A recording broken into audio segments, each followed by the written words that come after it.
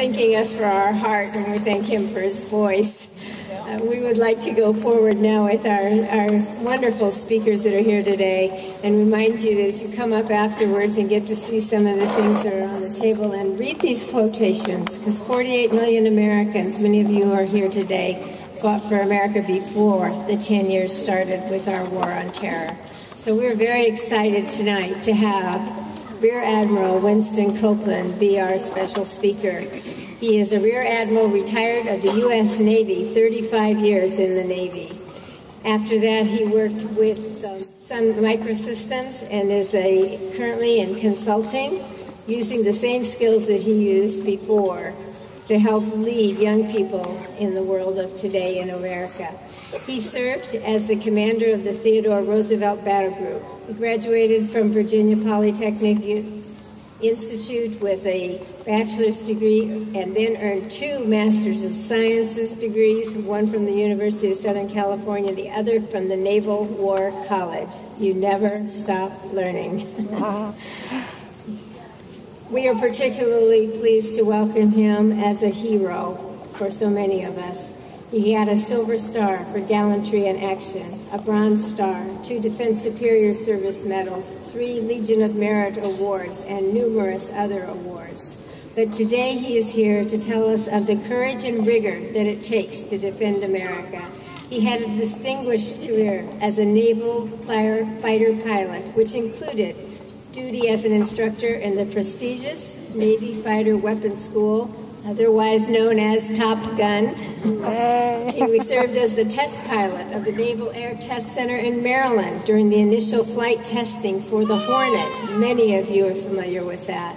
And he commanded fighter squadrons aboard the USS America, the USS San Diego, and the aircraft carrier USS America. He flew over 300 combat missions with over 1,300 carrier-arrested landings. Please welcome Rear Admiral Winston Copeland.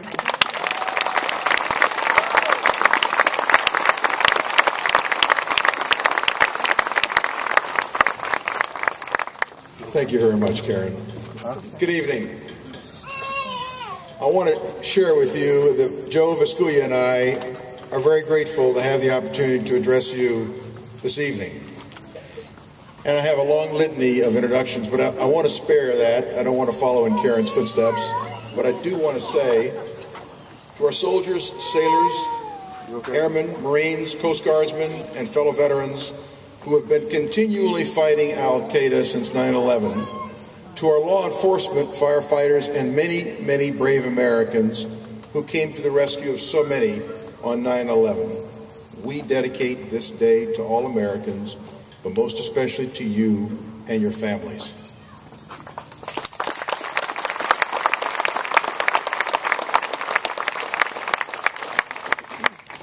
Like you, I love our country. And though I've had the privilege of serving and dedicating many of my years of life in its service, I know that I love it no more than you. We are a blessed nation. Remember, none of us has any say where and to whom we are born. Let us all be grateful and proud to be American. Some days never leave our minds, regardless of how long we live.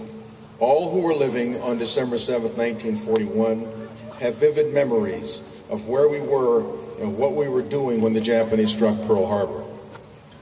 All of us remember Walter Cronkite shedding a tear on national television when he announced the death of President Kennedy on November 30th, 1973.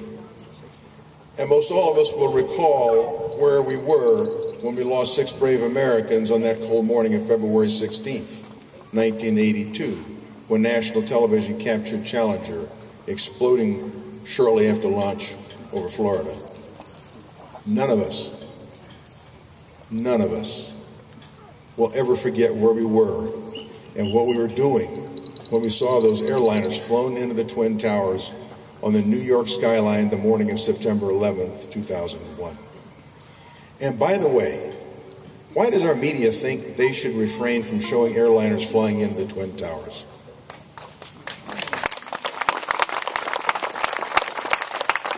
I don't want America to forget.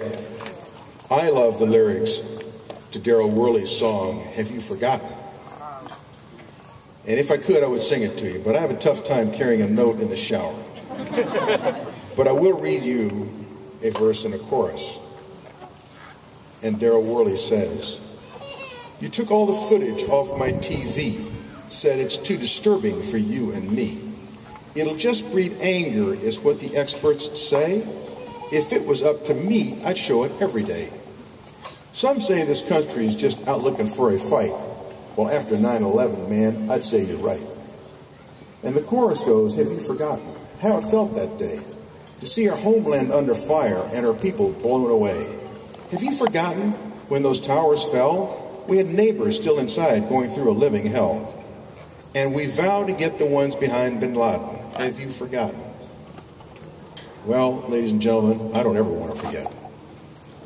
Our history is replete with suicide attacks for one cause or another. A number of theories have been posed behind what motivates these suicide terrorists. Their behavior can be tied to a religious or psychological or sociological explanation. The Tamil Tigers from Sri Lanka were the first to use vests strap bombs to a suicide attacker's body. Other groups such as Hamas and Iraq-based organizations followed suit. Most recently, suicide terrorism began in Lebanon in the early 1980s as a response to Israel's invasion of Lebanon. And that was very significant. The Hezbollah appeared to have simply experimented with a handful of suicide attacks. And their fourth suicide attack was the famous suicide truck bombing of the Marine barracks in Beirut that killed 241 Marines. Well, that attack was not only spectacular in the number of deaths it produced, but it was also spectacular in the political results that it produced. That attack caused Ronald Reagan, who, by the way, was no pacifist, to withdraw all American forces from Lebanon and to virtually abandon the country politically and economically. That attack stands as a lesson in Hezbollah's history. It is repeated by Hamas, by Al-Qaeda, as a prime instance that demonstrates suicide terrorism pays. What remains so doggone unique about this cowardly attack of 9/11 is that it was perpetrated on innocent men, women, and children. That is completely inexcusable, unjustified, and by any measure, simply barbaric.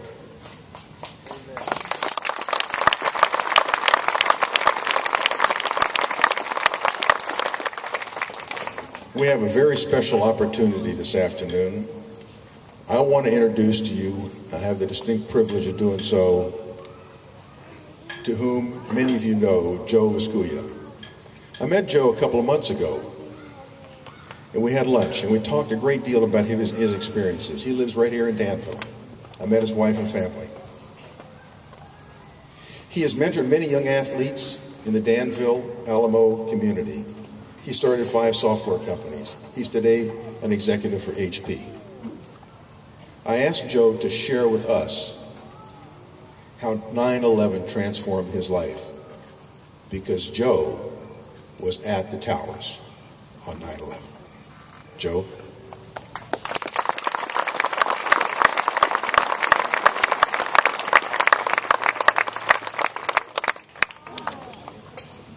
Good evening.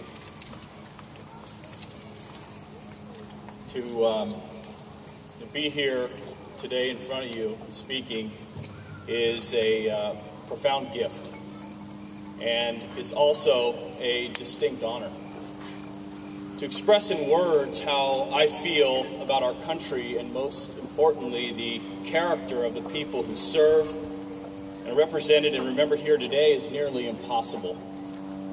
Simple words like thank you cannot express what you mean to me, to my family, and to the spirit of America. Before 9/11, I had an idea of the essential ingredients to the American dream. We all know it well: the house, the cars, the vacations, etc. And to achieve this dream, all I had to do was focus solely on work and bring home the bacon. I spent 13 weeks in New York starting up a small software company while my wife Wendy was home with our kids. I would come home on Saturday. I would leave on Sunday. I lived in two homes, one here in Danville, right around the corner, and the other at the Marriott World Trade Center. Needless to say, I wasn't around a lot for my children, and my wife Wendy was not a very happy camper at that time. To me, I was climbing a ladder, faced on the wrong wall.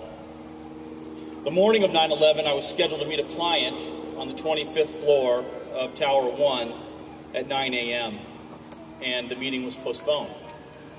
As I sat in my hotel room at the Marriott World Trade Center, a building known as World Trade Center 3, connected to both towers, actually, I was facing the window only, a few feet away from World Trade Center 1 when American Flight 11 slammed into the 90th floors above me. The sound and the impact was terrifying. I immediately ran to the stairs and went down to the lobby level, which was connected to World Trade Center 1, and people were just pouring in from the Trade Center. I made my way out and ran to the south side of World Trade Center 2, where I called Wendy, my wife, on the phone and woke her up while she was here in Danville. And as we were talking and speculating about what might have happened, I looked up in the sky and I saw a plane banking in. And I said, Wendy, you're not going to believe this. There's a plane, there's a commercial airliner that's going to crash. And it looked like it was going to crash before the trade centers, but it banked in, and in a split second, that plane, United Flight 175, slammed into the World Trade Center South Tower directly over my head. My wife screamed, "Run." I did. I ran a couple blocks away to avoid the falling debris. Many people were injured and killed by a lot of falling debris. I stayed at the tower. I stayed there at this little park and stared at the towers burning, and sadly witnessed many Americans leaning out of the windows of the trade centers, all holding hands and fatally jumping together. Those images will be in my thoughts and prayers forever. I was at the park for maybe about 30-40 minutes when I heard a loud crack. And as I stood, WTC-2, the South Tower, fell straight down. And instantly, a huge cloud filled with 91,000 liters of jet fuel. 10 million tons of pulverized building material rose up and covered me. And I could not breathe, and I couldn't see. And I literally thought my life was over at that moment. The cloud dissipated after about 20 minutes, and I got up and walked along the riverside. And a ferry boat pulls up in front of me. All I could think about was getting home to my wife and kids. Just as people were boarding, WTC-1 collapses, and the boat is engulfed in the same smoke, the same cloud. I jumped on the boat. I didn't make it home for 7 days, but when I came off the plane at SFO, Terminal 1, Gate 1, my family was beyond a red-roped area. Each child ran to me and clung to my legs. My wife just literally melted in my arms. From that day on, I knew what the American spirit, the American dream really meant. You see, it wasn't about who had the best or the most. It's very simply the spirit out of serving each other out of love. The attacks on September 11th were intended to break that spirit. But instead, as we watch brave men and women risk everything for their fellow citizen, a renewed and much stronger spirit arose from that dust cloud.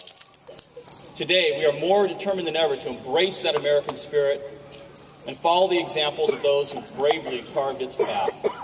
And we will never forget. I'm profoundly grateful. Thank you. Good evening, and God bless you.